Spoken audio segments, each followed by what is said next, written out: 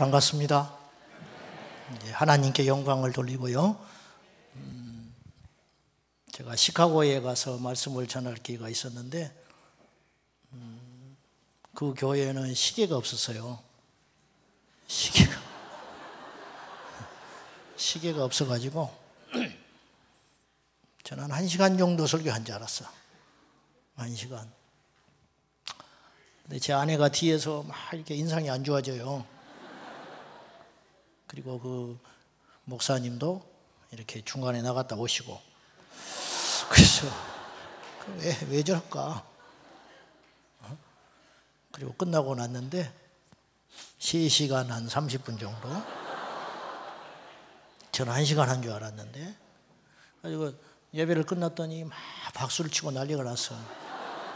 그래서 저는 은혜 받아서 그런 줄 알고, 그래 설교 전에 박수를 받는 경우는 간혹 있는데 얼마나 은혜를 받았길래 설교를 끝내고 이렇게 박수를 칠까 했더니 그 중에 이제 1.5세 이제 청소년들이 많이 있었어요.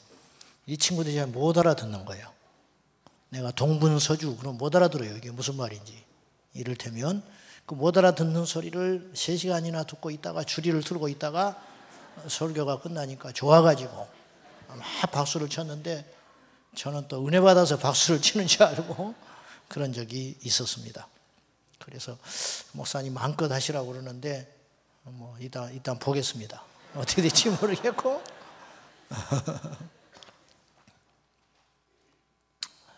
우리 안에는 속사람이 있죠. 속사람. 이제 겉모습이 바꾼다고 해서 바뀌어지는 건 아니에요. 우리 모두가 고민하는 것이 있습니다. 과연 나는 예수를 믿는 사람인가? 그런 고민을 많이 하고 사시죠? 예. 그 속사람이 변하는 걸 뭐라고 하냐면 가치관이 변했다 그러는 거예요. 그러니까 우리는 변해서 하나님의 자녀가 되는 것이 아니고, 이 순서가 참 중요해요. 변해서 노력해서 하나님의 자녀로 인정받는 것이 아니고, 그건 아주 무서운 생각이죠. 절대 그럴 수 없습니다. 만약에 인류 역사상 단 한 명이라도 자기가 노력해서 하나님의 의에 이룰 수 있었다면 예수님이 오실 이유가 없습니다. 왜냐하면 한 사람이 가능성을 열어놨기 때문에 모든 인류는 스스로 의롭다함을 얻어야 됩니다. 그런데 의인은 없나니 하나도 없었습니다. 그래서 예수님이 오셔야 했습니다. 예수님이 왜 왔느냐? 여러 가지 장황하게 말을 할 수 있지만 한마디로 말씀드릴 수 있습니다. 우리는 예수님이 오시지 않았으면 영원히 죽을 존재였기 때문에 그분이 오실 수밖에 없었다. 그래서 다른 이로는 구원 얻을 수 없나니 오직 천하 인간의 예수 그리스도의 그 이름 외에는 우리에게 구원의 길을 허락지 않았다라는 말은 그분만이 우리에게 유일한 구원의 방편이요 길임과 동시에 그분만이 자격이 있다라는 뜻이겠죠. 그러니까 그분 외에는 길이 없어요. 그런데 이제 거꾸로 이렇게도 생각을 해야 돼요. 우리가 노력해서 하나님의 자녀가 될 수 없는 것이, 우리가 하나님의 자녀가 됨으로 우리는 변할 수밖에 없다. 여러분 결혼만 해도 변해요. 그죠? 결혼만 해도 변하고, 어떤 중요한 갈림길에 서면요 사람은 반드시 중요한 걸 딱 선택할 수 있어요. 근데 그 선택을 할 때 심지어는 자기의 목숨을 걸기도 합니다. 그것이 하나님이에요. 그러니까 우리가 입으로 주여 주여 하는 자가 하나님 나라 가지 못한다. 마태복음 7장 21절 이하에 귀에 박도록, 우리가 귀에 못이 박히도록 그 말씀을 들었습니다. 주여 주여 나더러 하는 자가 하나님 나라에 가지 못하고, 누가 그럼 하나님 나라 가느냐? 아버지의 뜻대로 행하는 자라야 가느니라. 그럼 아버지의 뜻대로 행하는 게 쉽냐 이 말이에요. 결코 녹록지 않다는 거예요. 그렇기 때문에 우리 주님께서 구원받은 사람을 까다롭게 해서 솎아내기 위해서 그런 것이 아니고, 우리가 가진 이 육과 죄성이 결코 하나님의 뜻대로 행하는 데 제일 큰 방해가 된다는 거예요.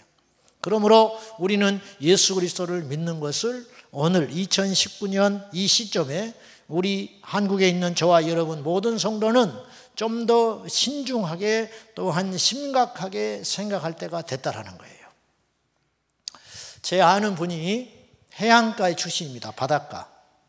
그런데 그들은 주로 이 고기 잡는 걸 업으로 하고 살았어요. 그러니까 그 동네에는 홀로 된 여인들이 많습니다. 옛날에 일찍이 먹고 살 거는 없고 도예지에 나갈 형편은 못 되고 태어나서 고기잡이 하면서 6.25 동란 겪고 이렇게 그냥 어렵게 살아가는 중이니까 다른 길이 없어요. 그래서 파도에 휩쓸려서, 옛날에는 또 열악했으니까 고기 잡으러 갔다가 파도에 휩쓸려서 죽고, 근데 이분은 자기 아버님이 고기 배 타고 가서 돌아가셨어요. 시체도 못 찾고. 그리고 얼마 후에 자기 큰 형님이 또 그 가업을 이어받아서 했는데 또 돌아가셨어. 그때 어머니가 장례를, 시체도 없는 자기 남편, 자기 기둥 같은 아들 다 먼저 앞세우고 통곡을 하면서 장례날 시체도 없는 장례를 치르면서 내가 내 새끼들 또다시 배를 태우면 나는 사람이 아니다. 그리고 결심을 하더랍니다.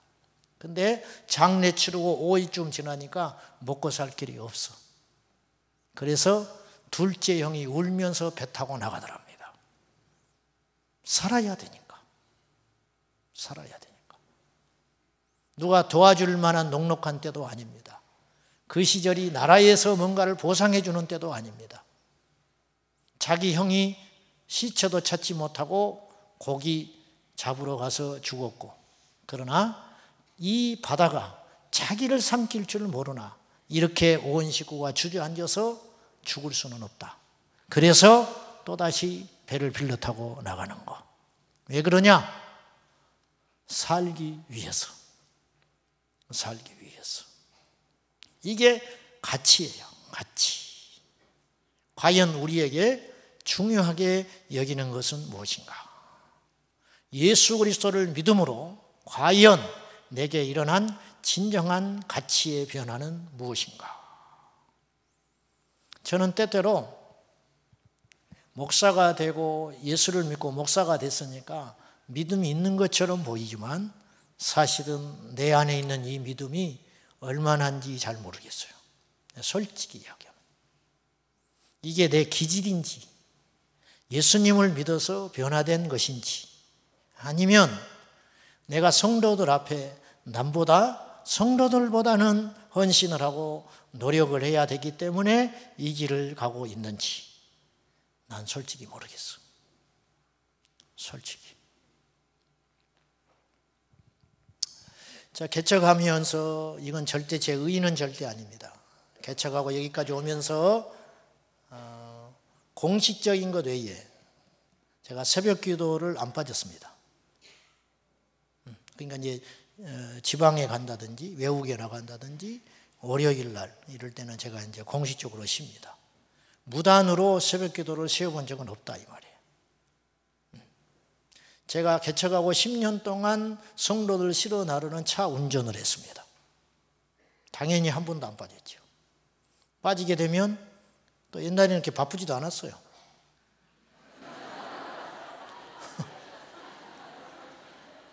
뭐 개척교회 목사 뭐 바쁠 것도 없어요. 그러니까 빠질 이유도 없어요.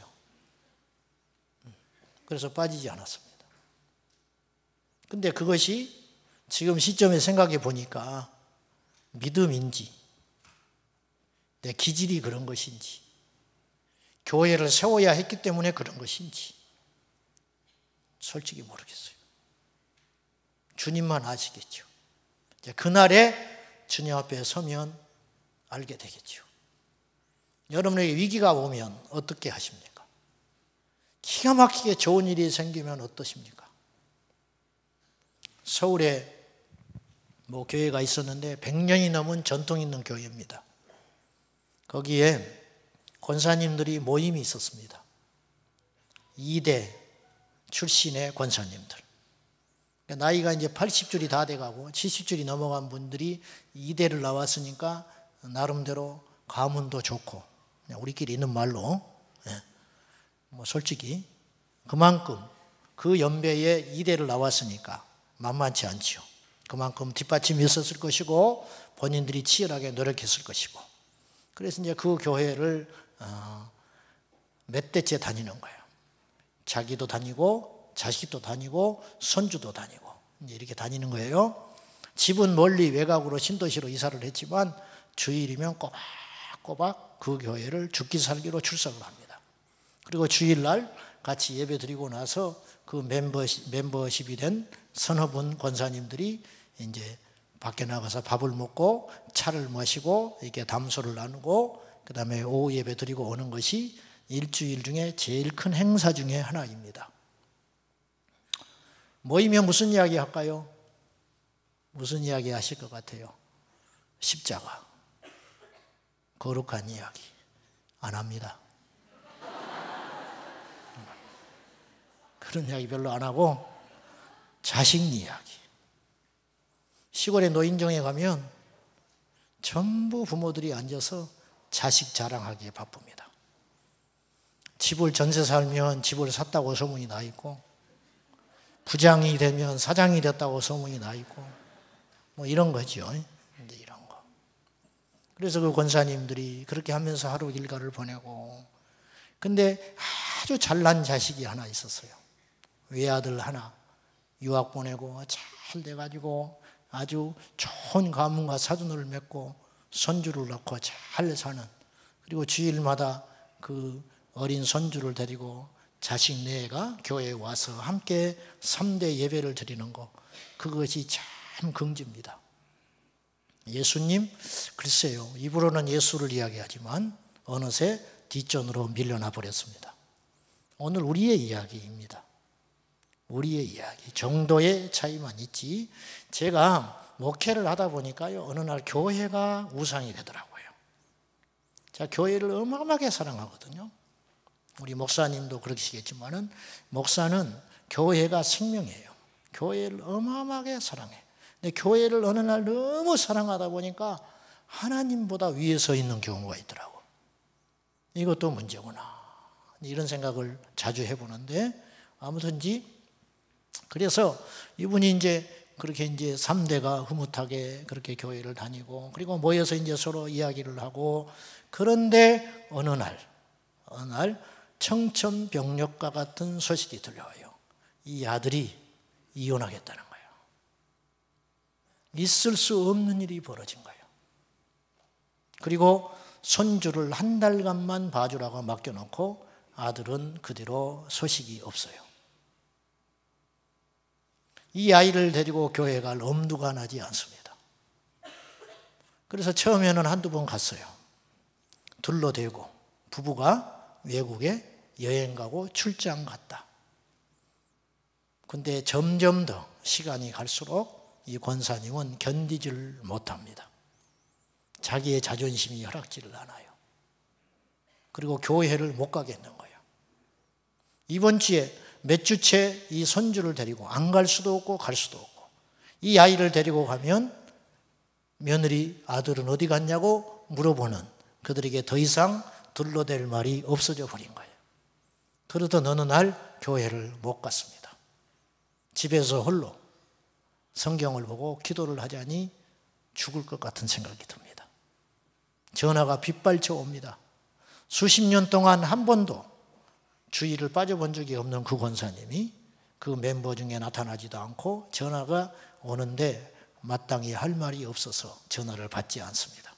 커튼을 치고 캄캄한 데서 손주를 보며 앉아 있습니다. 그리고 며칠 후에 이 권사님은 손주를 안고 아파트에서 뛰어내려 버렸습니다. 이게 실제 있었던 일입니다. 무엇이 소중합니까? 무엇이 과연 믿음입니까?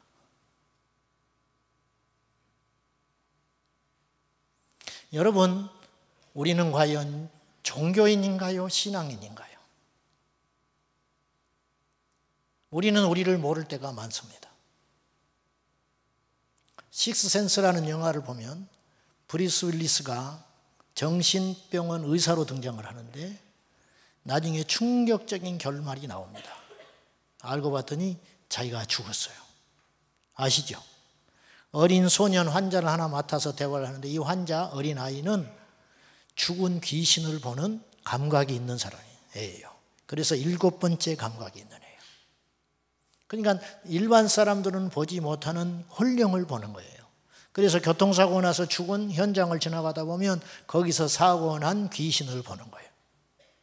그 대화를 해요.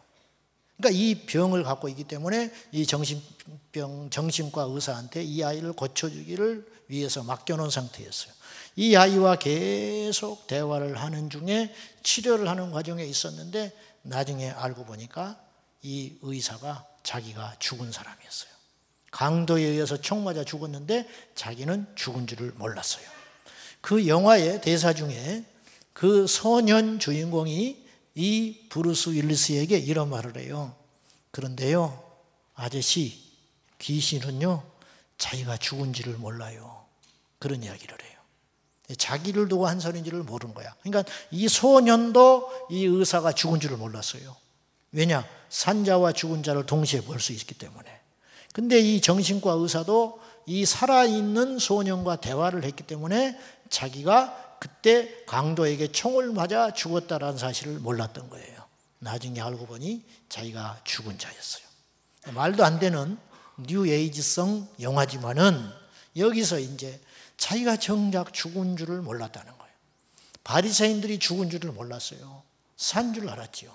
나더러 주여 주여 하는 자, 그날에 많은 사람이 나에게 이르기를 내가 주의 이름으로 선지자 노릇했습니다.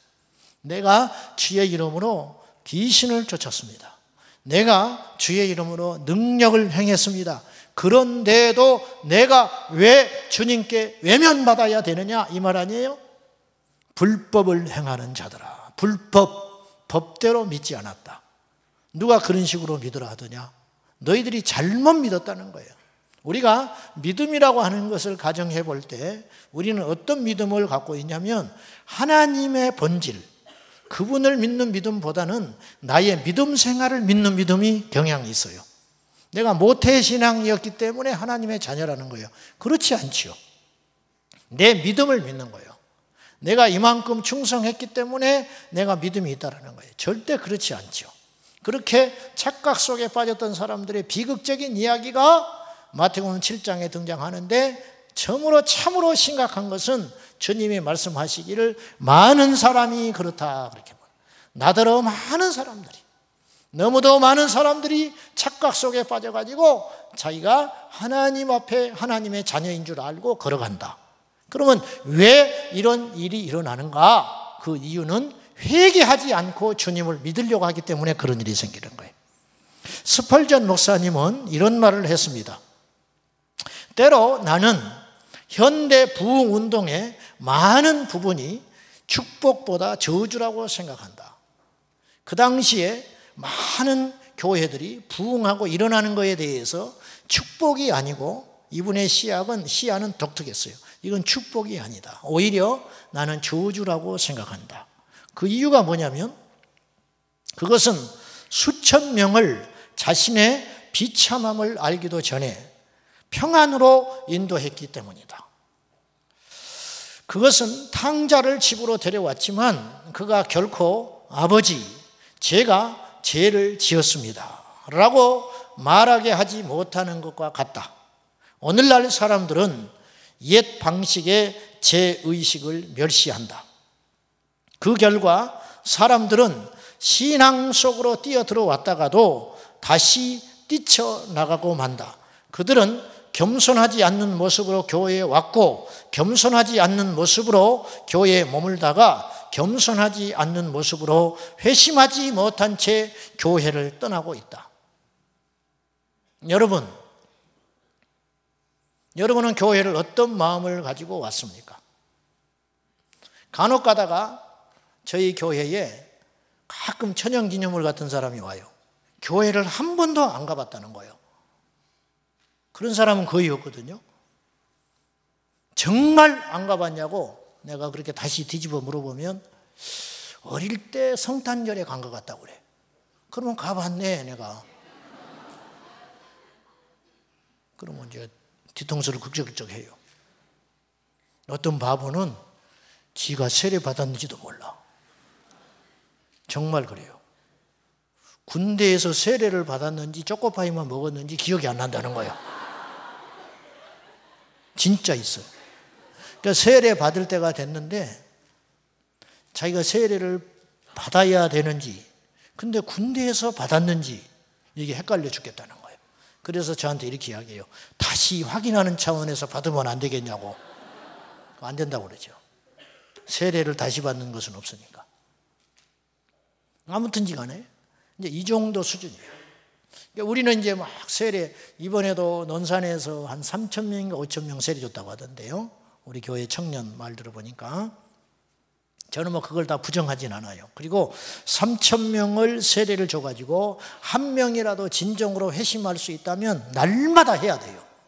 나는 그걸 부정하는 것이 아닙니다. 문제는 그것에 대한 것을 전적으로 신뢰하는 것, 그것에 대단히 큰 의미를 부여하는 것, 이건 좀 생각을 해봐야 한다는 거예요. 어쩌다가 한 번, 일생 동안 한 번도 교회를 안 가본 사람이 교회에 오기도 해요. 그러면 내가 물어봐요. 오늘 예배 드려보니까 어떻더냐? 그러면 이제 반응이 여러 가지가 나와. 어떤 친구는 무서웠다고 하는 친구가 있어요. 예배 드렸을 때 무서웠다.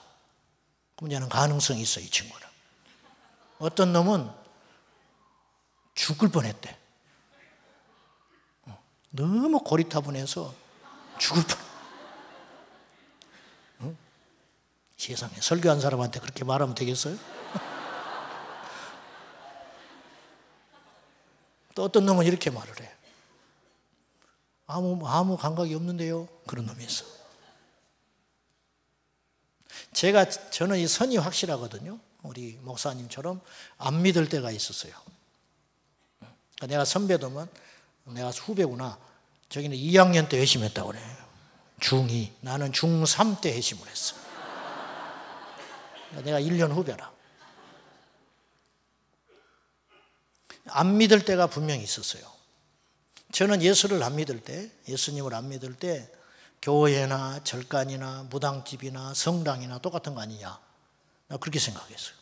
나 솔직히. 나는 장로님들이 월급 받는 줄 알았어. 교회. 그리고 목사님들이 헌금 다 가져가는 줄 알았어요. 그렇게 뭘 몰랐다는 거예요. 교회에 대해서 완전히 무지해가지고 그런 상황이었어요. 그러다가 제가 전도를 받고 예수를 믿게 됐어요. 근데 가서 보니까 우리 동창 친구들이 22명이 기도를 했더라고. 저를 위해서. 그래가지고 이제 예수를 믿게 됐는데, 그러니까는 안 믿었던 때가 있었죠. 믿게 된 시점이 있잖아요. 믿은 후 지금까지의 나의 삶이 있잖아요. 그러니까 이게 지금 나이테처럼 선이 분명하단 말이에요. 그러니 예수 안 믿는 사람들이 처음에 교회 왔을 때 느꼈을 착각들과 오해들과 어떤 감정들, 그런 것을 어렴풋이 안단 말이에요. 오늘날 현실적이지 않는 소리인지는 모르지만 제 말이, 오늘날 교회는 백화점처럼 돼버렸습니다. 어서 오시라고. 그냥 불면 날아갈까, 들면 깨질까, 다음 주에 안 와버리면 큰일 나거든요. 이 인간이 오늘 교회에 왔는데 다음 주에 안 오면 큰일 나요. 그런데 문제는 처음 교회를 와서 발을 띈 사람들도 그 정도 어떤 예상을 하고 교회에 온단 말이에요.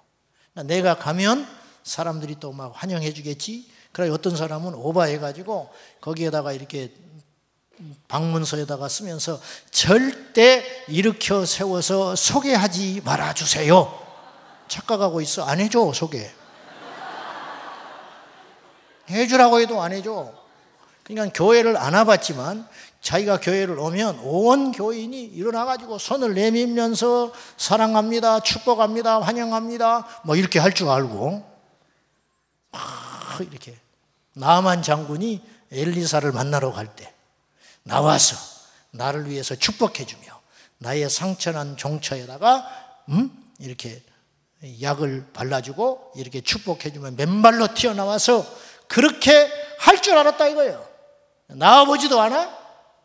그리고 요단강에 가서 7번 씻어. 야, 우리 고국에는 그런 물이 없어서 이 더러운 똥물에다가 내가 7번 담그겠느냐? 마치 딱 그 생각이에요. 교회를 가면 가지고 전화가 수없이 와요. 주차장이 있냐고. 없다. 우리 교회는 주차장이 없어. 없다. 주차장이 어디가 있냐? 나 차 댈 데도 없는데. 전화 와요. 주차장 있냐고. 주차장 없으면 안 올 생각이야?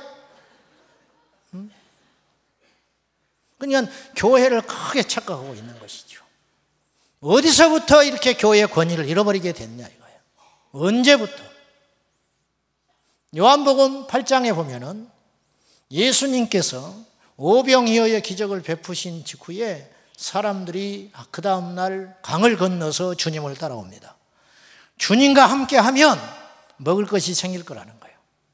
그래서 주님을 따라왔는데 주님은 너희들이 썩어질 양식을 위해서 일하지 말고 영원한 양식을 위해서 일하거라.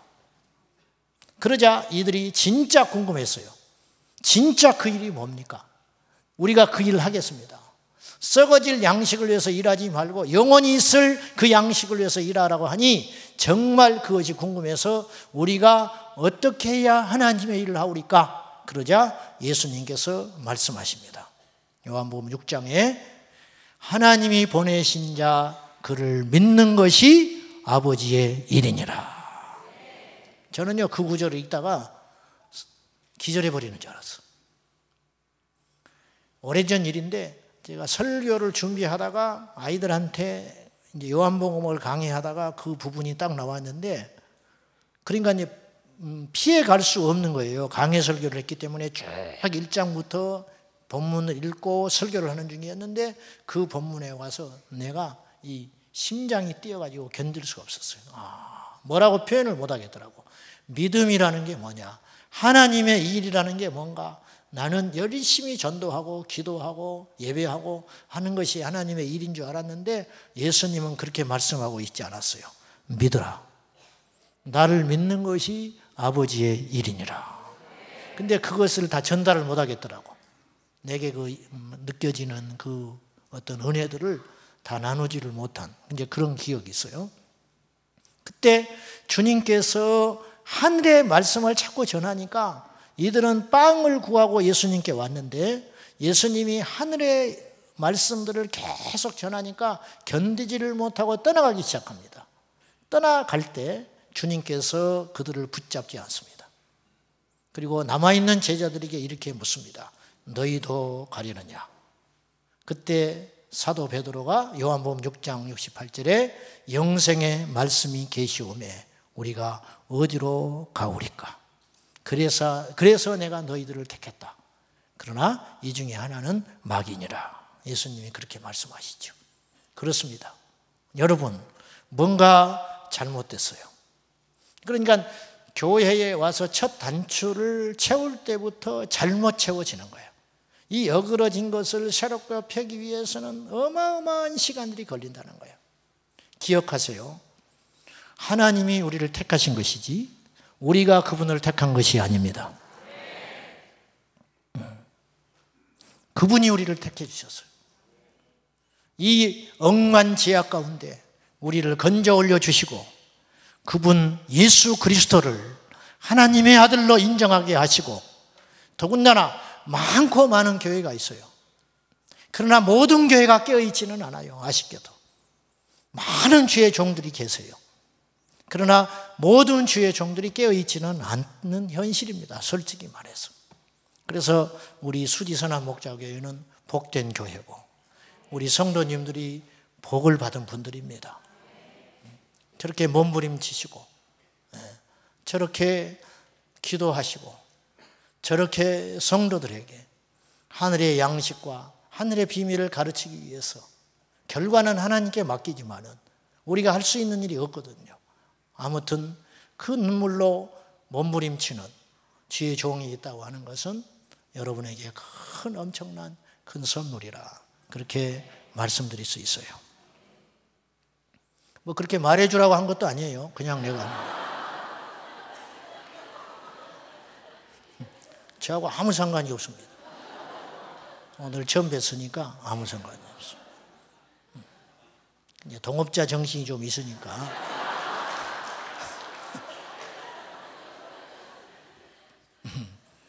그렇습니다만은 서울 인천에서 있었던 이야기를 아시죠?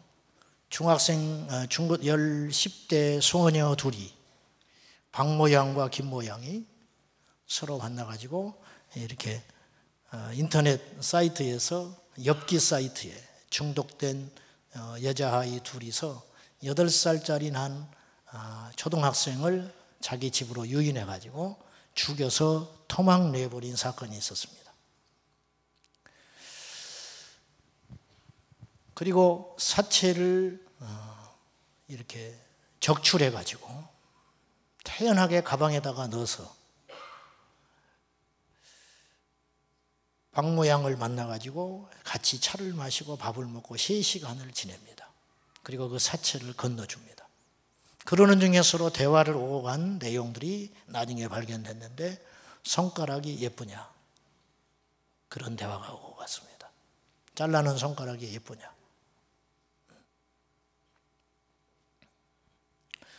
이게 죽일 때 쉽지 않으니까 이 아이를 먼저 기절하고 죽이는 것이 좋다. 그렇게 가르치고, 그래서 이 아이를 벽에다가 머리를 욕실에 가서 쾅 부딪혀서 기절을 시킨 다음에 목을 잘라서 사체를 분리하는 것이 좋다. 이렇게 충고를 하고, 참 이 강단에서 말하기에 부적절한 이야기지만은 그러고도 잘못이 없다고 서로 내빼기에 바쁘고 이제 이런 일들이 일어났습니다. 어떤 사람이 아파트에서 뛰어내렸습니다.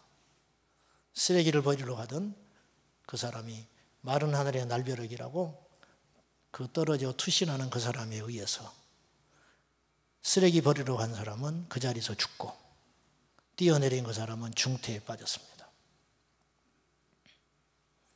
아담과 하와가, 우리 선조 아담과 하와는 선악과를 하나 따먹었습니다. 사람들은 자신의 과학 문명 발전한 것을 통해서 탑을 쌓기 시작했습니다.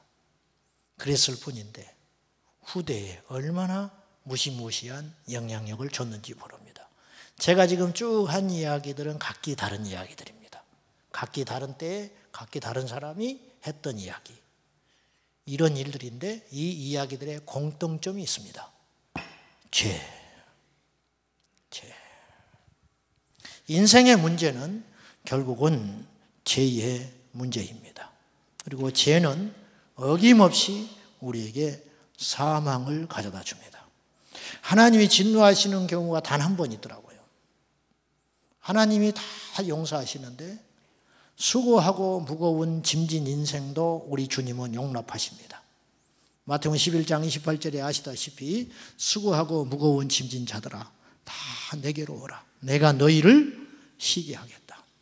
무능하여 잘못된 선택을 하며 힘들고 어려운 고달픈 인생을 사는 그 사람을 향하여도 예수님은 용납해 주시겠다고 초청하셨습니다. 근데 주님이 절대로 용납하지 않는 단 한 번의 경우가 있습니다. 그건 뭐냐? 죄. 그래서 이사야 55장 7절에 보면 악인은 그 길을, 불의한 자는 그의 생각을 버리고, 안 받아주겠다는 건 아니에요. 버리고 여호와께로 돌아오라. 그렇게 말씀하세요. 그리하면 그가 긍휼히 여기시리라. 우리 하나님께로 돌아오라. 그가 너그럽게 용서하시리라. 이리 말씀하셨습니다. 회개하고 복음을 믿어야 돼요. 아셨어요? 믿기만 하면 안 돼요. 믿는다고 하는 것은 동전의 양면과 같은데 우리가 예수님을 믿는다고 하는 것은, 근데 저도 그런 피해를 본 것 같은데, 피해자 중에 하나인데, 아까 오전에 제가 그 말씀을 하다 만 것 같은데, 믿기만 하면 구원받는다. 그 틀린 말 자체는 아닙니다. 그러나 100점은 아닙니다. 그것이 100점이 되려면 앞에 어떤 전제가 있어야 되냐. 마가복음 1장 15절에도 그랬지만은 때가 찼고 하나님 나라가 가까이 왔으니 회개하고 복음을 믿어라. 회개하고 복음을 믿는 거예요. 회개를 안 가르쳐줘요. 그래서 교회를 10년 다녀도 회개가 무엇인지를 몰라요. 모태신앙 교회를 오랫동안 다녔음에도 불구하고 여전히 은밀한 죄 가운데 살아가요. 그리고도 스스로 자기가 자처하기를 나는 하나님의 자녀다. 그 확신 가운데 살아갑니다. 여러분, 확신이라고 하는 것은, 믿음의 확신이라는 것은 어떤 사람에게는 독이 되고 어떤 사람에게는 약이 되는 거예요. 진정으로 구원받은 자에게 확신은 힘이 되고 능력이 되지만, 구원받지 못한 자에게 거짓된 잘못된 확신은 독이 되어서 돌아갈 수 있다는 거예요. 마태복음 7장 21절, 아까 말했던 그 불행한 주인공들, 나더러 주여 주여 하지만 아버지의 뜻대로 행하지 못했던 그들은 자기 확신에 꽉 차서 죽는 순간에도 나는 하나님의 나라 간다고 자처했던 바리새인들, 오늘날 21세기의 바리새인들이 오늘날 교회 안에 너무 많다는 것이죠. 자기 스스로 의롭다 여기며, 자기 스스로 용서받았다고 여기며, 자기 스스로 믿음이 있다고 고백하지만은 하나님은 그를 용서해 준 적이 없으며, 하나님은 그의 이름을 저 하나님 나라 생명책에 기록한 적이 결코 없으며, 그들은 결코 예수님을 인격적으로 만나본 적이 없는데도 불구하고 군중심리에 휘말려가지고 그냥 같이 무리 가운데 있으니 자기가 구원받은 것으로 착각한다면 이것은 독이 아니고 무엇이겠습니까? 우리가 그래서 예를 들어볼 수 있어요. 자기는 정작 구원받지 못했음에도 불구하고 확신에 꽉 차서 자신만만하여 이 땅을 힘있게 살아다가 하나님의 심판대 앞에 가는 자가 있는가 하면, 설령 구원을 받았음에도 불구하고 확신이 없어서 주님 앞에 고개도 들지 못한 채 주여 나를 불쌍히 여겨달라고 하나님 앞에 항상 기도하며 주 앞에 간 자가 있다면 누가 주님 앞에 의로운 자가 되겠냐, 그 말입니다. 여러분에게 묻고 싶습니다. 여러분의 이름은 과연 하나님의 생명책에 기록되어 있는지 우리가 분명히 냉정하게 볼 수 있어야 한다는 것이에요. 모세가 출애굽기 32장 32절에 하나님의 생명책에 있다는 걸 이야기를 해요. 그러니까 시대와 공간을 떠나서 사도 요한도 그 이야기를 합니다. 이 기간이 1600년이에요. 1600년의 시간을 걸쳐서 모세도 똑같은 이야기를 하고 있고 사도 요한도 똑같은 이야기를 하고 있지 않습니까? 그러므로 그것은 분명한 사실이라는 거예요. 과연 우리의 이름은 저 천국에 기록되어 있는가? 이것에 대한 거. 그걸 확신한다고 그것이 이름이 기록되어지는 것이 아니고 진정으로 그 이름이 있는가를 냉정하게 따져봐야 되는데, 그것을 가늠하는 가늠자는 뭐냐면 거듭나야 된다는 것이지요. 거듭난 자만이 하나님의 자녀가 된다는 것이에요. 그러면 거듭난다는 건 뭐냐? 가치관이 변한다는 걸 의미하는 것이에요. 성령의 사람 니즈 하일리의 중보기도라는 책의 서문에 보면은 모리스 루벤에 대한 이야기가 나옵니다. 이 사람은 지금부터 약 100여 년 전에 미국 피츠버그에서 탄생한 유대인 대재벌집 후손이었습니다. 자기 아버지가 막대한 재산가예요. 그리고 이 사람은 장남이에요. 근데 어느 날 큰 사업체를 운영하는 집 아들이었는데, 이 모리스 루벤이 어느 날 자기 거래처에 한 사람을 만나요. 자기가 갑 중에 갑이에요. 이 사람은 자기가 어떤 일을 주면 그것 때문에 사는 어떠한 사람에 불과해요. 근데 이 사람을 만날 때마다 자기 안에 이 갈등이 생기는 거예요. 왜냐하면 이 사람은 너무너무 행복해 보이는 거예요. 자기는 이 세상에 모든 걸 가졌다 해도 과언이 아닌데 이 사람을 만날 때마다 위축이 되는 거예요. 왜냐? 저 사람은 나보다 훨씬 더 행복해 보이는 거예요. 가진 것을 따져보면 비교할 수 없는 존재인데 그는 자기보다 너무 행복한 삶을 사는 것 같아서 어느 날 용기를 내서 묻습니다. 당신은 태어날 때부터 이렇게 행복한 사람처럼 보입니다. 그랬더니 이 친구가 이렇게 답을 합니다. 아닙니다. 내가 두 번째 태어났을 때 비로소 나는 행복할 수 있었습니다. 예수 그리스도를 만나서 자기가 두 번째 거듭난 이후에 나는 진정으로 행복하게 되었다고 고백을 해요. 그 한마디가 어떤 전도보다 큰 말로 이 모리스 루벤의 머리를 파고들어요. 그날 퇴근길에 생전 처음으로 신약 성경을 구입해서, 서점에서 신약 성경을 구입해서 유대인들이 읽지 않는, 경시하는 예언자 예수님에 대한 이야기, 한낱 인간을 신으로 묘사하는 개신교 이단들이 말하는 그 신약 성경을, 금서와 같은 그 책을 그가 100년 전에 서점에서 사들고 집에 퇴근길에 갑니다. 그리고 그날 그 책을 읽습니다. 그리고 부자 이야기에 딱 머물렀을 때 그는 무릎을 꿇어요. 부자 청년이 예수님을 만나서 선생님이여, 내가 어떻게 하면 영생을 얻을 수 있겠습니까? 네가 율법을 지켰느냐? 이게 오늘 우리의 이야기입니다. 우리가 주님께 이 질문을 할 수 있어요. 주님, 나는 정말 천국을 가고 싶습니다. 나는 정말 영생을 얻고 싶습니다.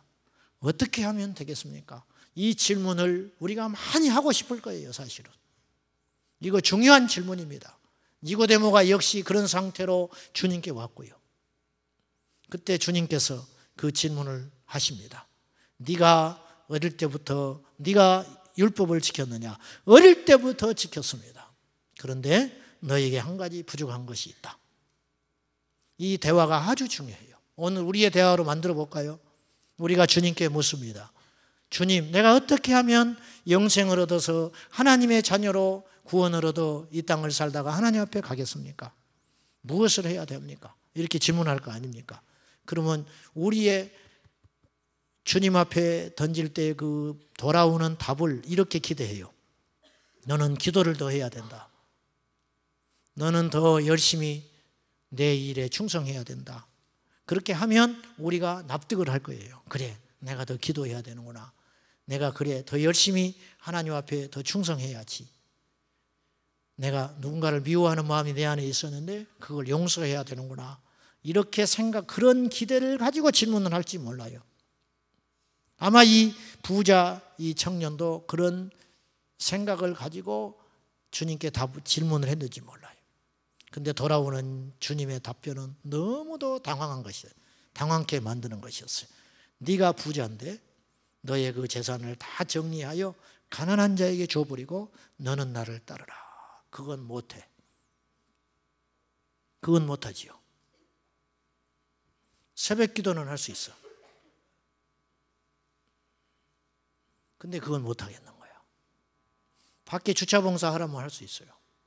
근데 그건 못하는 거예요. 그러니까 하나님과 우리 사이에 이 갭이 이렇게 크다는 거예요. 이걸 여러분이 아셔야 돼요. 그것과 믿음과 상관이 없는 것처럼 느껴지지 않아요. 그러나 그렇지 않아요. 그것이 믿음이에요. 그것이 믿음이야. 그 대목을 모리스 루벤이 읽어요. 신약 성경을 읽으면서 모리스 루벤이 발견한 게 하나 있었어요. 예수님이 유대인이었다는 거. 그리고 예수님과 함께 상대했던 그 많은 사람들이 다 유대인이었다는 사실을 새삼스럽게 알고 놀래요. 그리고 그 부자 청년과 예수님의 대화 대목에서 이 모리스 루벤은 급기야 무릎을 꿇어버립니다.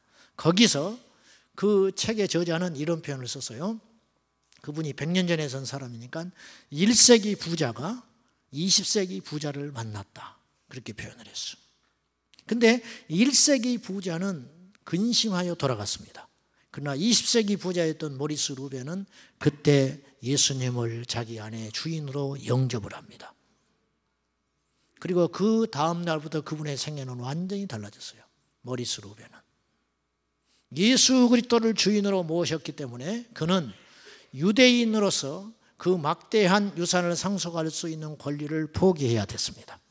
그리고 집에서 정신병자로 몰려가지고 쫓겨나서 정신병원에 들어갑니다. 어느 날 그 모든 자기의 삶을 다 포기해버리고 오직 예수 그리스도를 주인으로 믿고 그 길을 따라가겠다고 하니까 집에서 온갖 협박과 강요를 하다가 가문의 수치가 된 거예요. 하루아침에. 결국은 이 모리스 루벤이 정신병자다. 그래가지고 정신병원에 넣어버리는데 하나님의 은혜로 2년 만에 나와요. 그리고 시카고 뒷골목에 가가지고 빈민들과 함께 복음을 전하기 시작합니다. 그리고 어느 날 들에서 복음을 전하고 있을 때에 그의 아내가 나타나요. 아이를 손에 잡고. 알고 봤더니 그 부인과 자기가 집에서 쫓겨나서 정신병자로 몰려가지고 쫓겨날 때 그 부인은 이미 몸에 아이를 임신한 상태였어요. 그래가지고 2년이 지난 어느 날 아이를 손에 잡고 그 부인이 나타납니다. 그리고 모리스 루벤이 길거리에서 복음을 전하고 있을 때 동산나무 밑에서 복음을 전할 때 그 시간에 하나님이 임재하셔요. 그래가지고 그 아내가 예수님을 만나요. 불신자였던 아내가. 그리고 모리스 루벤에게 이렇게 사정을 합니다. 내가 예수님을 믿겠다. 나도 너와 같이 그 길을 가겠다. 그 대신 조건이 있다. 평범하게 살자. 우리도 남들처럼 예수 믿자. 주일 성수하고 자식을 키우면서 세상에 일정한 직업을 가지고 그렇게 살아가자. 다들 그렇게 예수 믿지 않냐? 그렇게 살자. 그러나 하나님이 그런 삶을 모리스 루벤에게 허락하지 않습니다. 하나님께 기도했을 때 하나님은 모리스 루벤에게 분명히 말씀을 하십니다. 너는 애굽으로 돌아가라. 그걸 하나님 음성으로 들어요. 그리고 열차를 태워서 그의 아내와 그 자식을 잠깐 해우한 다음에 울면서 보냅니다. 그 하나님께 순종했을 때 그 순간 그 플랫폼에서 순종했을 때 하나님이 얼마나 큰 기쁨과 은혜를 주시는지 그 플랫폼에서 떠나가는 열차를 보고 춤을 춥니다. 춤을 춰. 그리고 세월이 또 몇 년 있다 흘러요. 여전히 그는 홀로 복음을 전하고 다닙니다. 그때 그의 아내가 다시 나타났어요. 그러나 그때 그 아내는 이미 완전한 영의 사람이 돼서 나타났어요. 그리고 평생 모리스 루벤의 동역자가 됩니다. 여러분, 어떻게 생각하십니까? 무엇이 거듭남이라고 생각하십니까? 제 아는 그 믿는 집안이 있어요. 다 아주 믿음에 아주 쟁쟁한 집안이에요. 안 믿는 집이 하나도 없어요. 안 믿는 사람들이. 이 집사님 조카인데 자기 누님 아들이 미국에 가서 공부를 잘해가지고 졸업하자마자 연봉 1억짜리 회사에 들어갔어요. 연봉이 1억이야. 근데 이 정신 나간 놈이 어느 날 너무 은혜를 받아버렸어. 그래가지고 멕시칸 뒷골목에서 방황하고 있는 멕시칸 선교를 어떻게 하다가 거기에서 이 친구가 소명을 발견해요. 그래서 연봉 1억 받는 그 직장을 포기하고 그 길거리 선교사가 돼버렸어요. 할렐루야. 우리 자식이라도 할렐루야 하면 아멘 나올 수 있을까? 그 소식을 들은 그 집사님 누님 권사님이 한국에서 들어놓아 버렸습니다. 들어놓아 버렸어. 안 된다고. 내 새끼는 그 길을 가면 안 된다고. 여러분의 자식이 그 길을 간다면 어떻게 하겠어요? 기쁜 마음으로 보낼 수 있습니까? 네.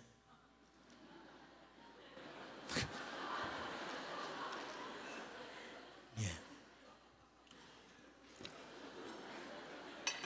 설교를 끝내야 될 것 같습니다. 뭐 이렇게 믿음이 좋은데 설교가 무슨 필요가 있겠어요?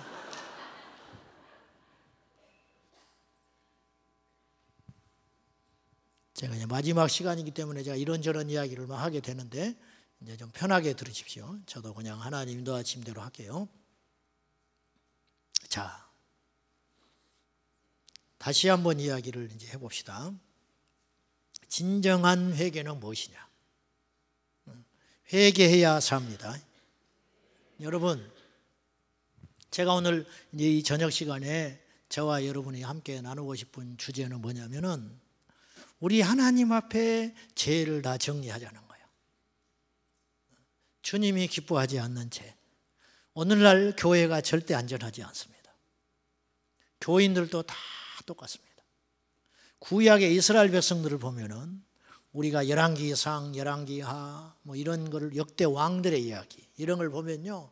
어느 정도로 이스라엘 백성들이 영적으로 병들어 버렸냐면 근데 한 가지 분명한 것은 이스라엘 백성들이 겉으로 표면적으로는 가나안 땅에 입성한 이후에 남유다와 북이스라엘이 각각 망할 때까지 겉으로는 한 번도 주님을 버린 적은 없다는 거예요.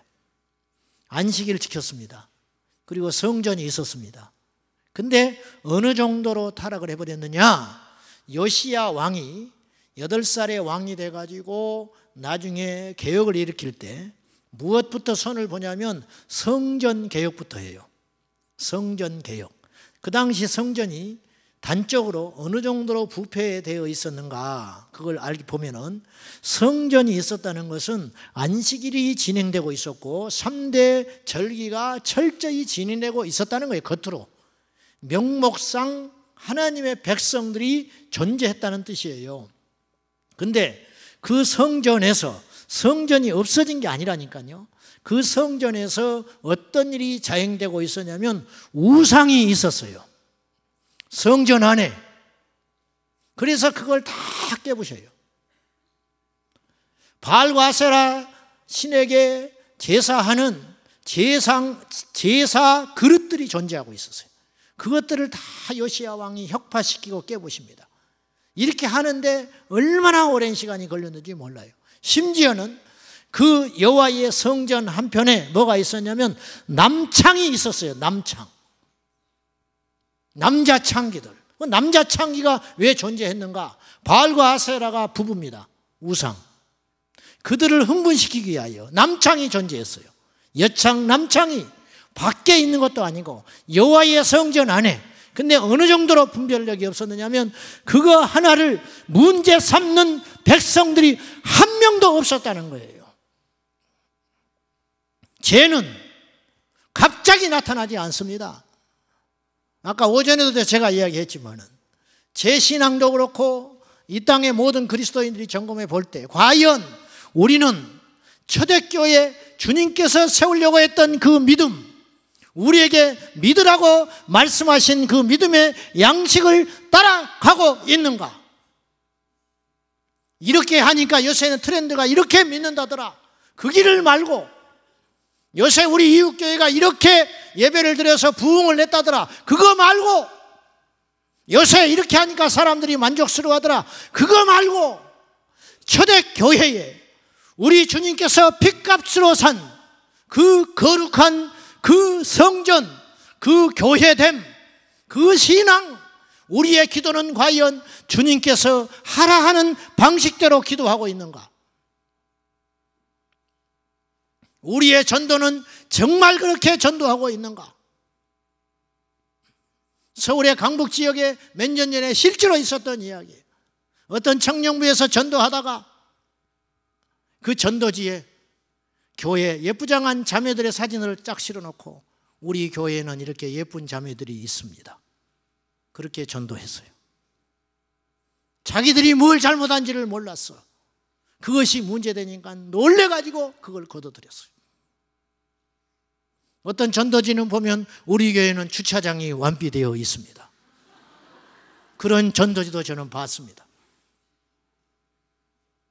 오늘날 사람들이 교회를 선택하는 기준이 주차장을 따지는 시대가 됐다는 것이죠.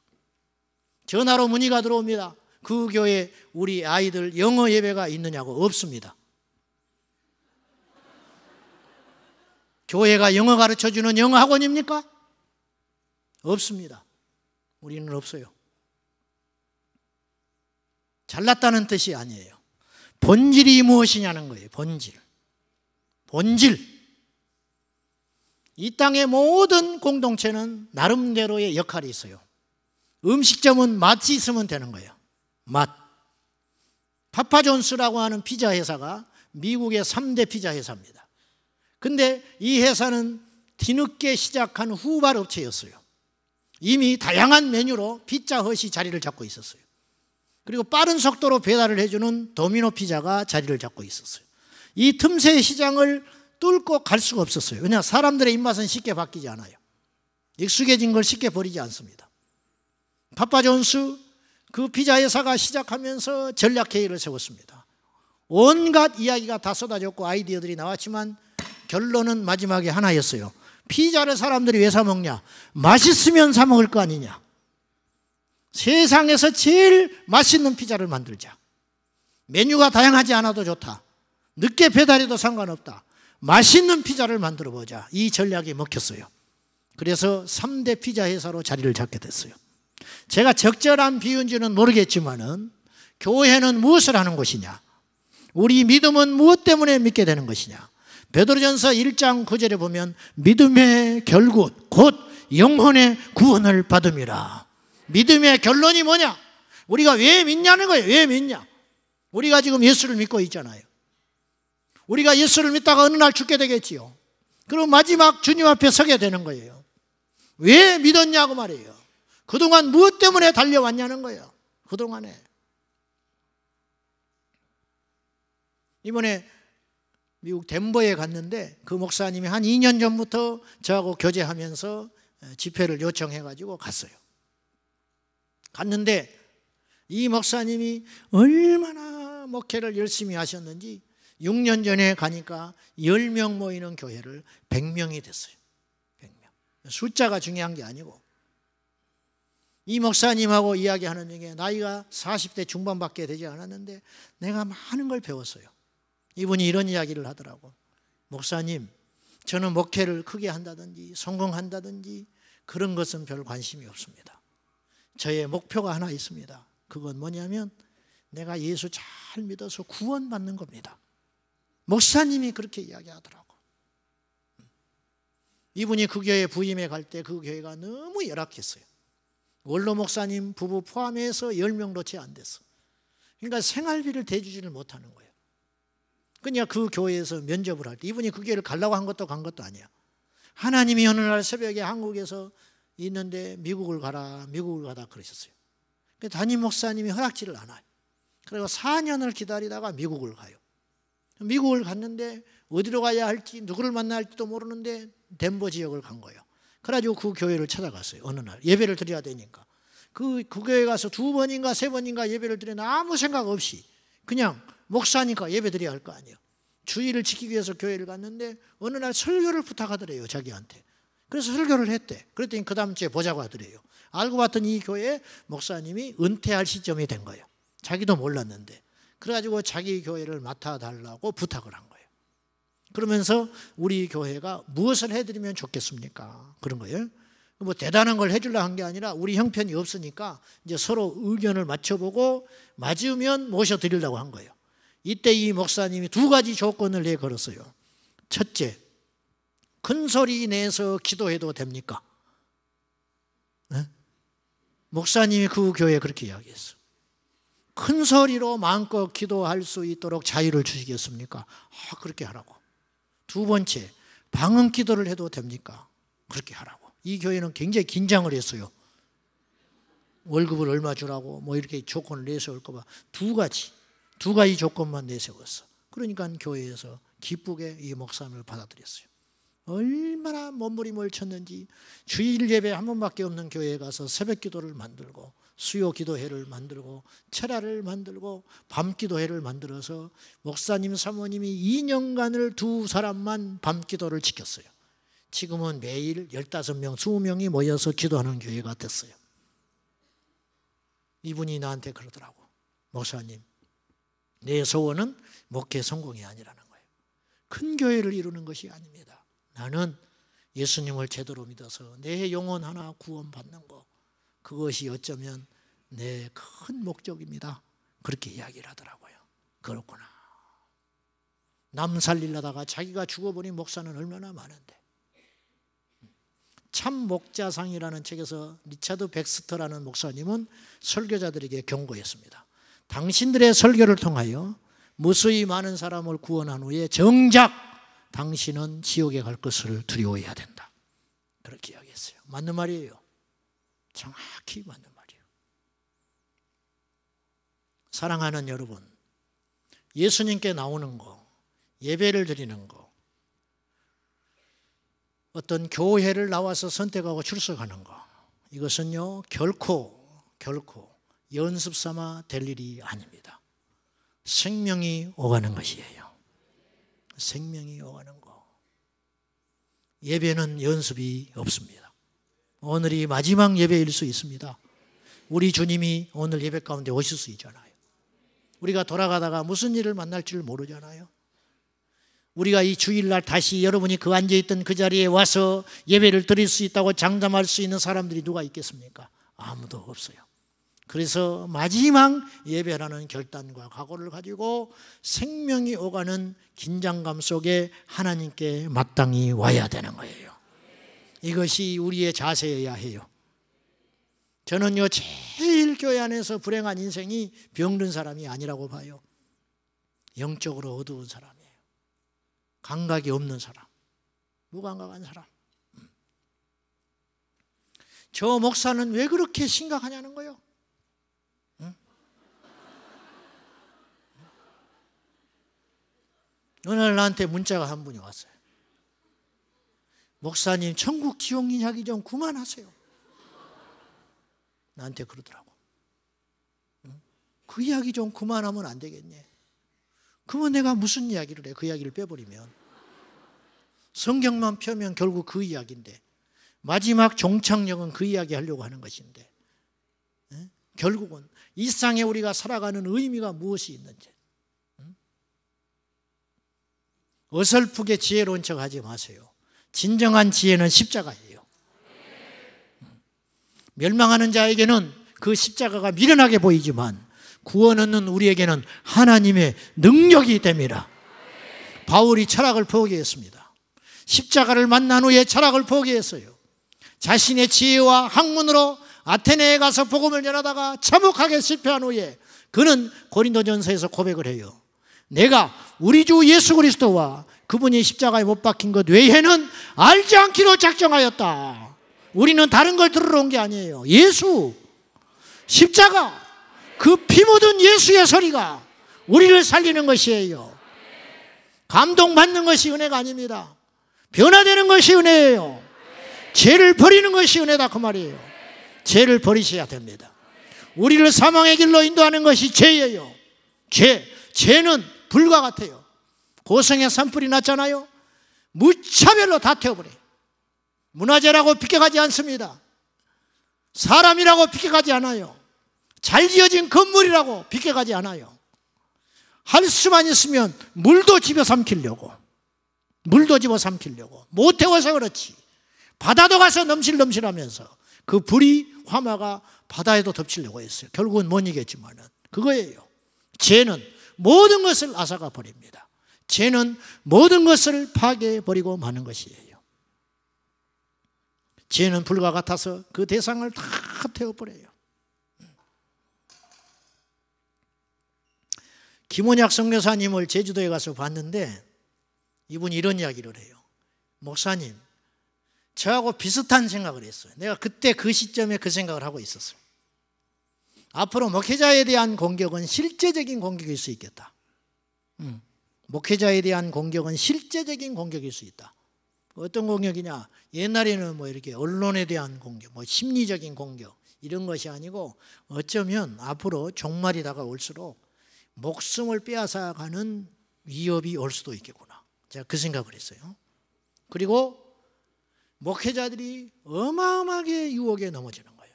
죄의 경계는 없습니다. 아시겠어요? 교회가 절대로 교회에 있는 것만으로 안전하지 않습니다. 교회를 다니는 것만으로 죄를 이길 수 있다고 착각하시면 죄를 이길 수 없어요. 안전지대가 없어요. 누구든지 예외가 없어요. 교회에 와서 죄를 배우는 사람도 있어. 교회에 와서 죄인이 되는 경우도 있다고 말이에요. 그 김원약 선교사님이 이렇게 이야기하더라고요. 목회자로서 선교사로서 볼 때 자기 후배들 이렇게 보면은 젊은 선교사들이 너무 많이 무너져 버렸다는 거예요. 요새 어마어마한 선교사들이 장래가 촉망되고 그대로 쭉 자라나면 정말로 하나님 앞에 부배와 같이 쓰임받을 수 있는 그 장래가 촉망한 그 선교사 부부들이 죄에 퍽퍽퍽 쓰러지는 걸 보고 자기는 너무너무 슬프다는 거예요. 그래서 그분이 후배들을 볼 때마다 죄에 대하여 심각성을 경고하고 이야기해 준다는 거예요. 그리고 실질적인 위협이 올 수 있다. 목회자들에게.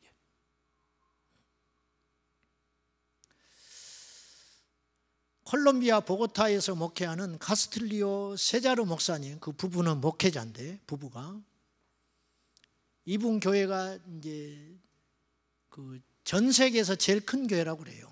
등록교인이 100만 명이라고 그러는데 어찌됐든 몇 명이 모인지는 모르지만 100만 명 교인이라고 그래요. 그래서 영향력이 커요.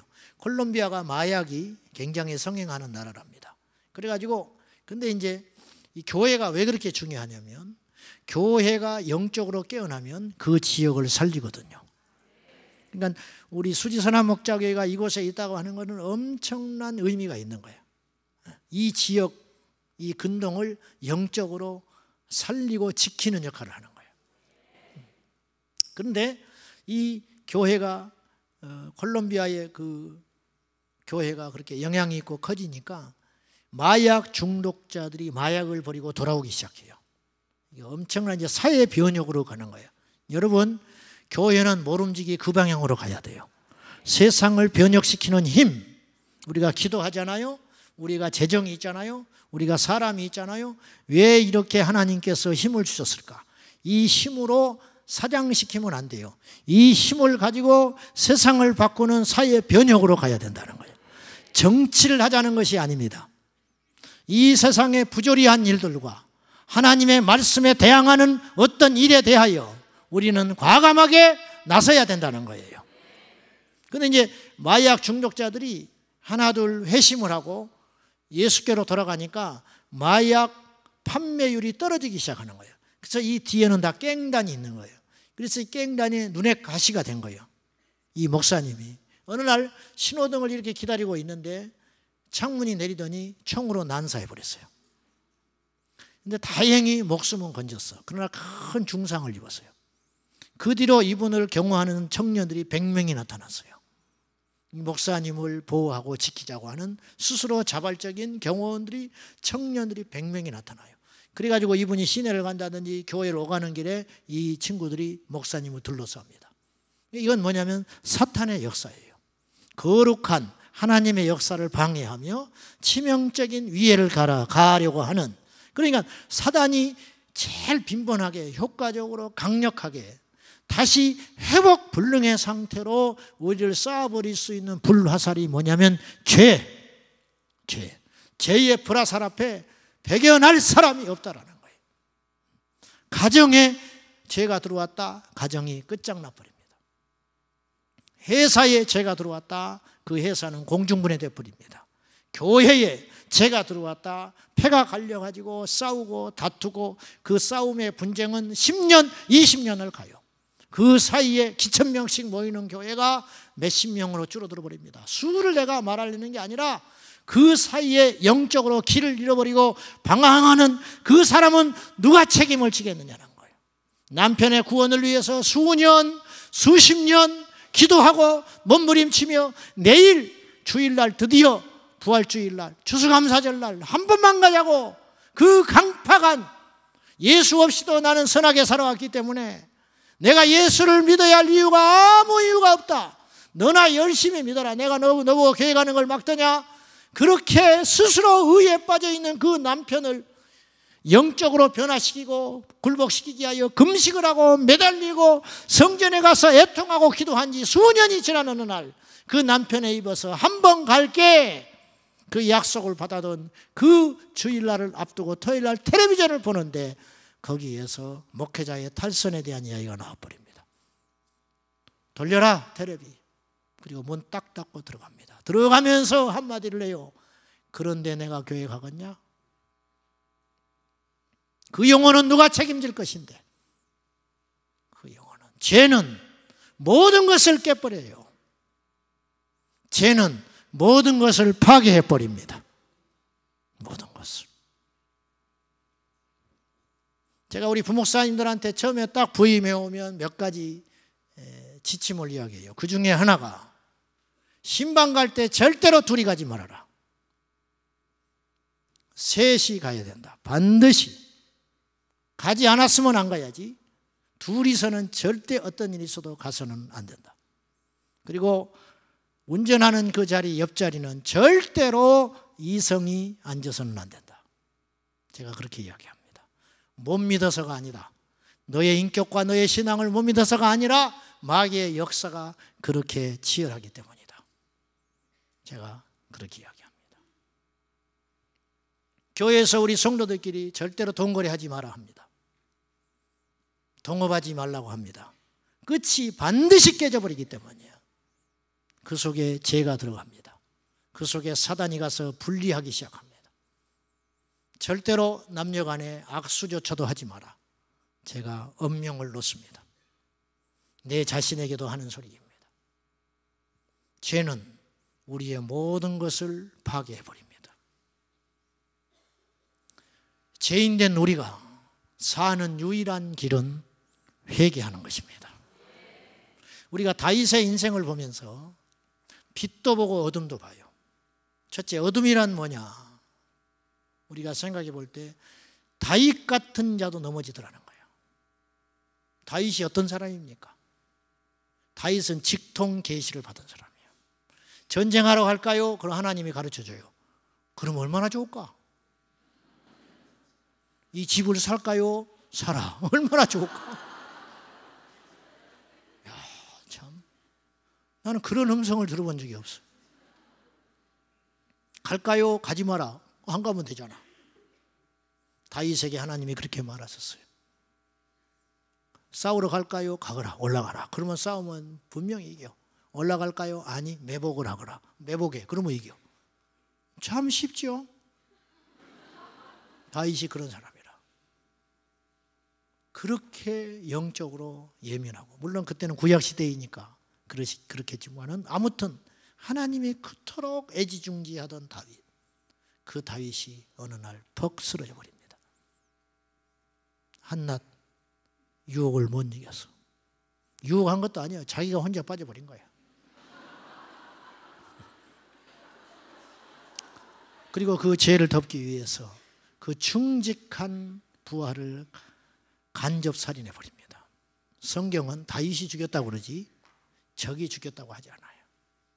그리고 이 두 죄를 딱 저지르게 됩니다. 이게 어두운 면이죠. 여러분, 다윗이 그랬어. 한평생 살인음판을 겪으면서 목회를 합니다. 근데 마지막에 한 번 넘어집니다. 그리고 한 번 넘어지는 건 지난날의 모든 것을 수포로 만들어버리는 것이, 그렇지 않습니까? 그것입니다. 은행에 근무하는 장로님이 계셔서 내가 물어봤어요. 직국계 장로님, 하루에 돈을 얼마나 만집니까? 물어봤어요. 수억에서 수십억을 만진대. 수십 년 거기서 근무했거든요. 그 돈 만질 때 어떤 생각이 드세요? 내가 그랬어. 그러니까 내가 하는 질문을 알아들었어, 이분이. 그래서 이분이 정색을 하고 이렇게 말하더라고. 목사님, 그것이 돈으로 보이면 큰일 나지요. 그것이 돈으로 보이면 끝장나는 거야. 다윗은 이렇게 말을 했어야 돼요. 미친년이네, 저거.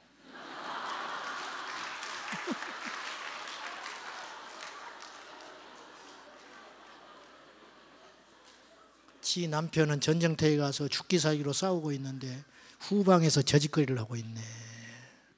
아이고, 그랬어야 되는 거야.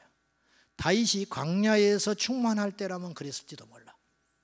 그러나 다윗은 이미 영적으로 허전해 있었어요. 기도가 중단되고 하나님과의 관계가 아무래도 식어져 있었어요. 그는 이제 주변 아첨꾼들로 둘러싸여 있었을 것이고, 왕이여, 당신은 우리나라의 전부입니다. 우리의 생명과 같습니다. 실제로 그랬거든요. 그러니 이제는 쉬십시오. 전쟁터를 누빌 이유가 없습니다. 이번 전쟁은 우리끼리도 충분합니다. 아마 그랬을지 몰라. 다윗은 후방에서 늦잠 자고 일어나 있었어요. 그리고 틈이 들어오기 시작했습니다. 여러분, 우리가 이 문턱에 서 있을 때가 있어요. 여기도 혹시 모르게 한 2명 그런 분이 있는 것 같은데 수도하세요. 그 돈은 내 돈 아닙니다. 그 길은 가면 안 됩니다. 수도하셔야 됩니다. 그것이 삽니다. 그것이 사는 길이에요. 다윗은 넘어졌어요. 이게 어둠이에요. 그런데요, 다윗에게 빛이 일어나요. 그런 다윗이 하나님께 참회했을 때 하나님은 그를 다시 일으켜 세워주셔요. 놀랍지요. 악인은 그 죄를 버리고 여호와께로 돌아오라. 그리하면 살리라. 그리하면 긍휼히 여기시리라. 그러니까 이걸 분명히 알아야 돼. 죄인의 모습으로, 악한 자의 모습으로 하나님 앞에 올 수 없어요. 버리셔야 돼요. 버려야 주님 만날 수 있어요. 떠나야 주님 만날 수 있어요. 근데 그 상태로 와. 그리고 은혜를 이야기해요. 안 돼요. 그건 자기 착각이에요. 절대로 하나님 나라의 원리는 그렇게 될 수 없습니다. 아무리 사랑스러운 내 생명과 바꿀 수 있는 자식이라 할지라도 밖에서 땀범벅이 되고 흙투성이가 돼서 들어오면 맛있게 차려놓은 밥상에 그냥 앉힐 뿐만은 없는 거예요. 씻어라! 씻고 와. 엄마 오늘 한 번만 안 돼! 씻고 와! 단호하게. 아버지 하나님이 우리에게 그렇게 요구하시는 거예요. 우리를 살리기를 원하세요.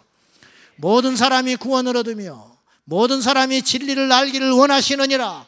이게 아버지의 뜻임이 분명함에도 불구하고 우리가 흉악한 죄 가운데 있어서는 절대로 하나님이 우리를 용납해 주시지 않는다는 것이에요.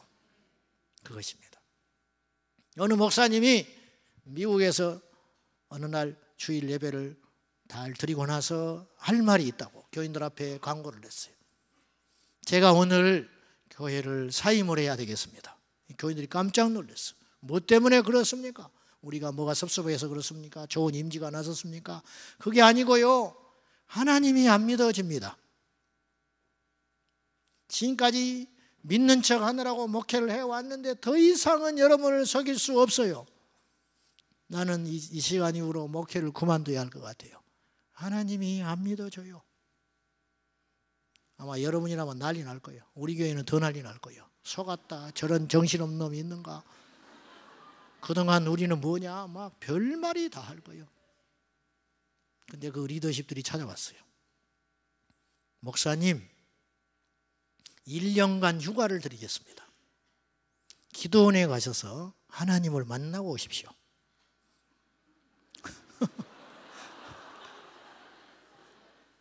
우리는 여기서 기도하겠습니다. 목사님이 하나님을 만날 수 있도록 우리는 성전에서 기도할 때니까 목사님은 1년 안에 하나님을 꼭 만나고 오십시오. 그리고 1년 휴가를 보냈어. 그 목사님은 진짜 하나님을 다시 만났어요. 그리고 목회선에 섰을 때 성령의 역사가 시작됐다고 그래요. 멋있지요? 멋있어. 우리 하나님은 그런 사랑하고는 비교할 수 없는 큰 사랑을 가지고 우리를 기다리고 있습니다. 우리가 회개하기만 하면 우리 주님은 꼼짝 못하세요. 그러나 죄를 버리지 아니하면 어떠한 경우에도 우리 주님은 우리와의 관계 속에서 깨져버릴 수밖에 없다. 이게 원리라는 것이에요. 여러분이요, 회개해야 됩니다. 진정한 회개는 뭐냐? 후회하는 게 아니에요. 우는 게 아닙니다.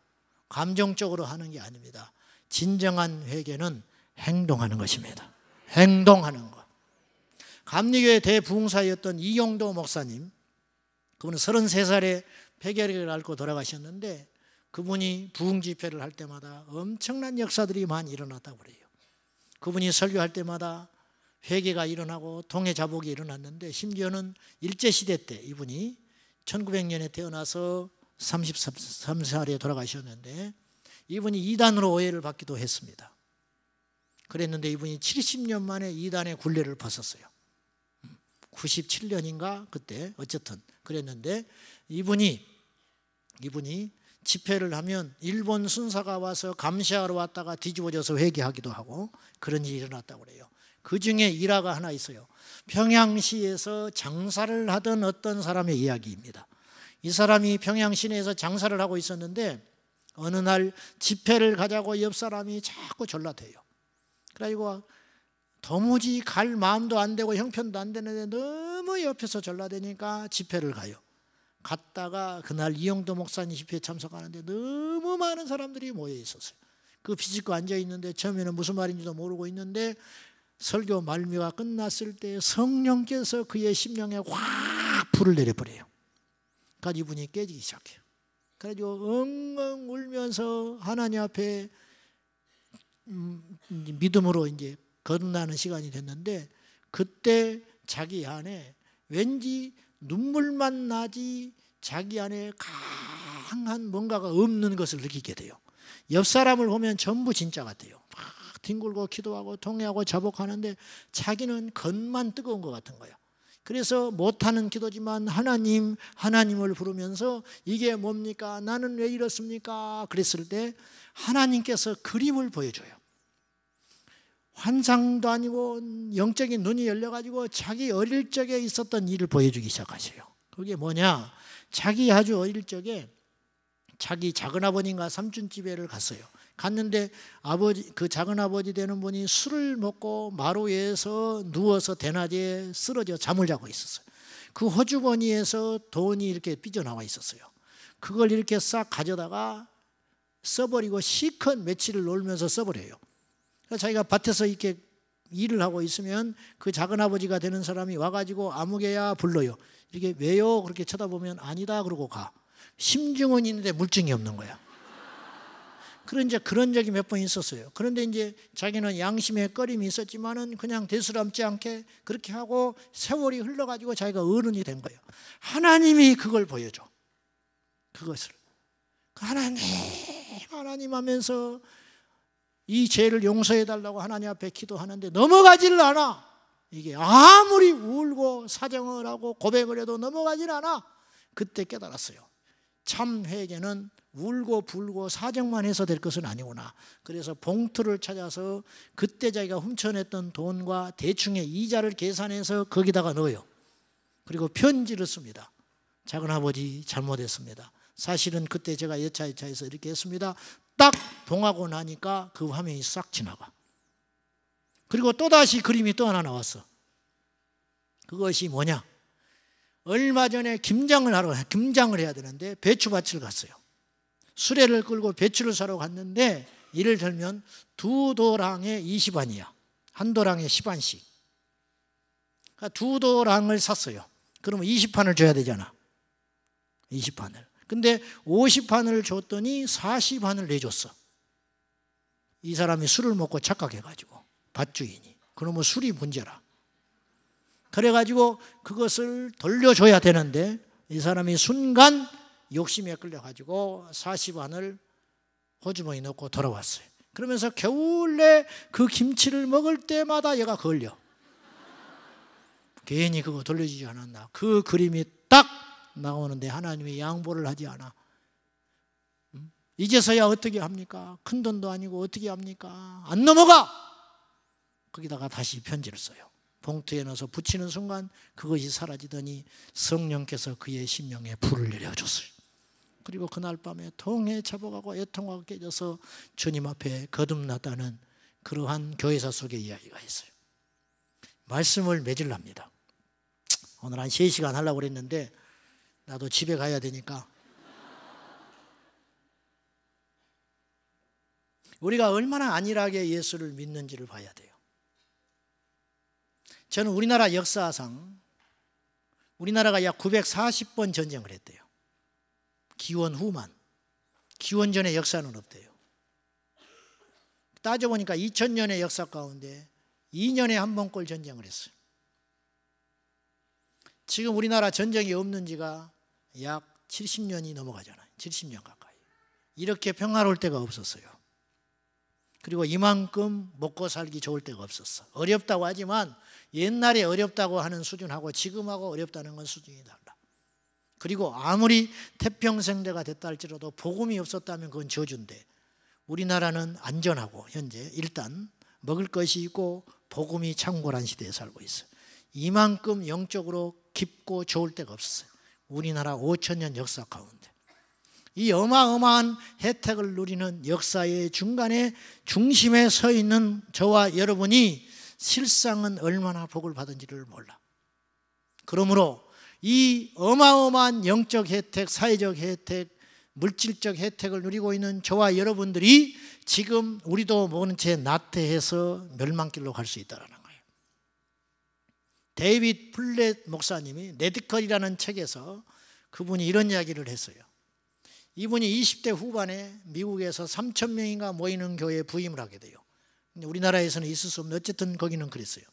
그러니까 이분이 거기서 목회를 잘 하다가 어느 날 중국에 한 달 정도 지하교회 지도자들을 인도하기 위해서 중국의 지하교회를 가게 됩니다.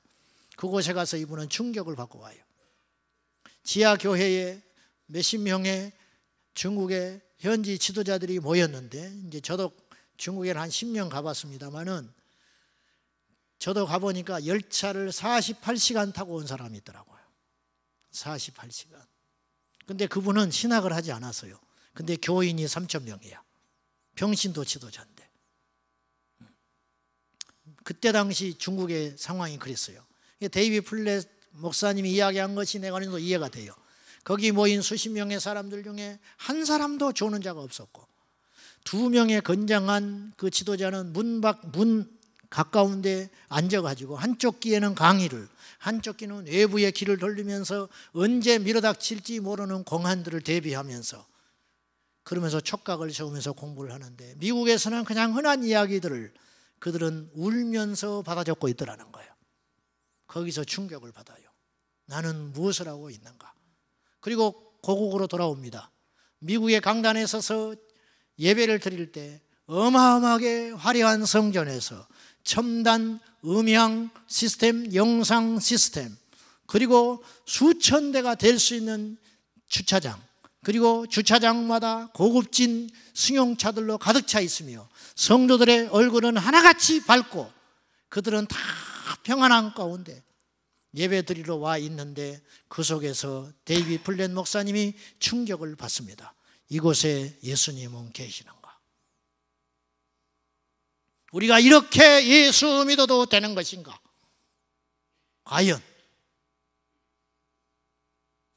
탈북자들이 한국에 와가지고 신앙의 자유를 찾아서 중국을 통하여 한국에 와가지고 한국 교회에 와서 예배 드린 후에 그들이 운다고 그래요. 예수가 없다고. 그리고 그들이 기도한답니다. 북녘 땅에서 지하교회에서 예배 드릴 때 그 시간이 그립다고. 그리고 그들은 기도한대요. 다시 북한으로 가기를 위해서. 우리가 새겨들어야 할 이야기입니다. 우리는 어디로 가고 있습니까? 우리의 마지막 종착역은 어디일 것 같습니까? 사랑하는 성도 여러분, 오늘 만약에 하나님과 여러분 사이에 나태한 면이 있다든지, 나도 모른 채 변질의 길을 걸어가고 있다든지, 나도 모른 채 하나님과 나 사이만 알고 있는, 다른 사람들은 모르지만 은밀한 죄의 목록이 있다면 오늘을 기점으로 완전히 정리하여 주님 앞에 회개하여 진정으로 거듭나 예수의 사람으로 새롭게 되는 그러한 복된 시간이 꼭 될 수 있기를 예수님의 이름으로 축원합니다. 예수의 이름으로 축원합니다. 회개만이 살 길입니다. 회개해야 삽니다. 이 땅의 교회들과 이 민족의 모든 거민들에게 필요한 것은 물질이 아니고 정치 선진도 아닙니다. 이 나라를 정말로 망하게 하며 무너뜨리게 하며 한 방에 보낼 수 있는 것은 죄. 이스라엘 백성들이 범죄했을 때 하나님은 여지없이 이스라엘 백성들을 이방인들을 통하여 쳤던 것처럼 이 민족이 혼란스럽고 어둡고 무질서하다면 그 이유는, 그 책무는 바로 먼저 예수 그리스도를 만난 저와 여러분에게 있다는 걸 알고 우리가 거룩해야 할 것입니다. 어차피 세상은 악하고 더럽습니다. 그러나 이 더러운 물결이 절대로 교회 안에 들어와서는 안 되겠습니다. 절대로 우리 안에 들어와서는 안 됩니다. 우리 심령 안에 들어와서는 안 되겠습니다. 우리가 회개하면 살 것입니다. 회개하면 이 민족이 다시 한번 기회를 얻게 될 것으로 믿습니다. 이 시간 저와 여러분이 하나님 앞에 주여 나의 이 죄와 허물을 주님의 십자가 앞에 내려놓사오니 용서하여 주시옵소서. 나를 불쌍히 여겨 주시옵소서. 다윗처럼 기회를 주시고 죄와 상관없는 자가 되게 하시고 내 평생에 주님의 이름으로 좁은 길을 걸어가게 해달라고 우리 다 같이 두 손 들고 주여 나를 살려주시옵소서. 주여 나를 회개케 하여 주시옵소서. 아버지, 우리 안에 회개의 영을 더하여 주시사 입술로만 회개하는 것이 아니라, 눈물로만 회개하는 것이 아니라, 마음으로만 회개하는 것이 아니라 진심으로 회개의 변화가 일어나게 하여 주시옵소서. 주여, 오늘 집회가 끝난 후에 집으로 돌아가는 그 시간부터 전혀 다른 피조물이 되게 하여 주시옵소서.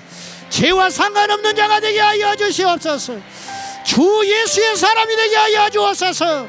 십자가의 좁은 길을 걸어가게 하여 주시옵소서. 다 같이 주님을 세번 부르며 통성으로 애통하며 기도합니다. 주여, 주여, 주 사랑이 많네. 주여, 나의 눈을 열어 사랑하는 나의 주보게 주님의 보혈의 능력이 나를 정케합니다. 예수님의 십자가의 능력이 나를 새롭게 합니다. 아버지 하나님, 은밀한 죄 가운데 있는 우리를 불쌍히 여겨주시고 죄의 고리를 끊어버리지 못한 우리를 긍휼히 여겨주소서. 아버지, 우리를 살려주시옵소서. 오늘 이 밤에 다시 한번 경험합니다. 우리가 얼마나 안전하고 우리가 얼마나 평안한 삶을 살아야 되는지 주님 앞에 깨닫게 하여 주시옵소서. 정결케 하여 주시옵소서. 정한 영을 새롭게 하여 주시옵소서. 주여,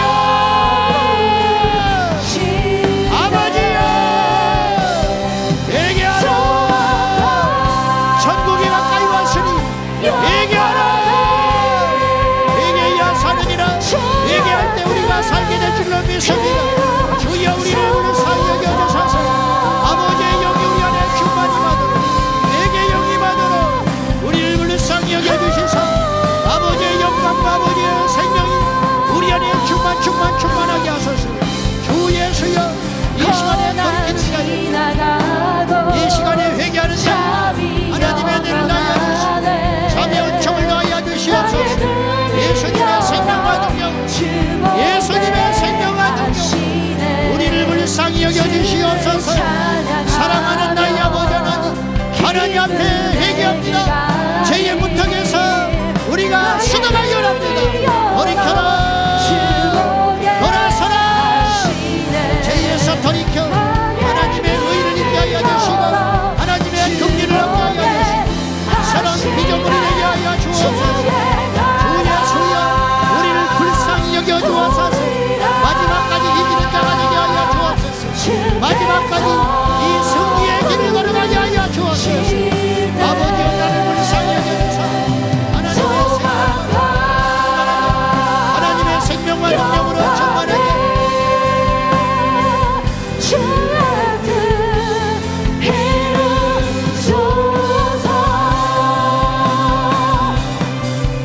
사랑하는 여러분, 이 시간 하나님과 나만 있다고 여기시고 주님, 내가 지난날의 모든 죄를 회개합니다.